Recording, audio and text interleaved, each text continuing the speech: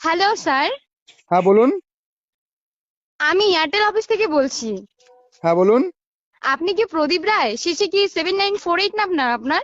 হ্যাঁ। আপনি অনেকদিন থেকে এয়ারটেল সিমের সাথে যুক্ত, হঠাৎ করে এয়ারটেল সিমটি আপনি পোর্ট কেন করেছেন? ও, তাই নাকি? হ্যাঁ স্যার, কিছু সমস্যা? আপনারা যেমন হঠাৎ করে রিচার্জ প্ল্যান বাড়িয়ে দেন, আমি হঠাৎ করে সিম ওই নেটওয়ার্কও পাল্টে দিই, ঠিক আছে? সেটা না স্যার, আপনি কেন পোর্ট করেছেন? কেন পোর্ট করছি আপনি কি বুঝতে পারছেন না?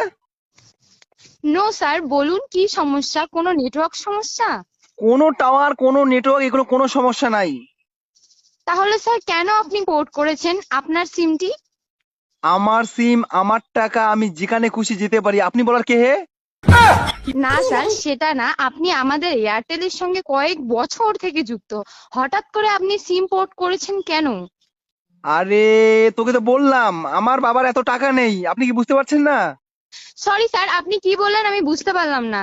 আপনি বুঝতে পারলেন না, আর বুঝবেনও না। সরি স্যার, বুঝতে পারলাম না। আপনি বুঝবেন না, ঠিক আছে? খুলে বলুন স্যার, যদি আপনার সমস্যার কিছু আমি আমাদের সিনিয়রের সাথে কথা বলে ঠিক করতে পারি। আপনাকে ঠিক করতে হবে না, আপনি ঠিক করতে পারবেন কি? আপনার বসকে বলুন তাড়াতাড়ি রিচার্জ প্ল্যান আগের মতো আনতে, 5 টাকায় 50 MB, 18 টাকায় 3 দিন। সরি স্যার, এটা আর সম্ভব নয়। তাহলে আপনিও বলুন রাখুন, আমি সিম পোর্ট করবো, আমার ইচ্ছা, সাথে আমি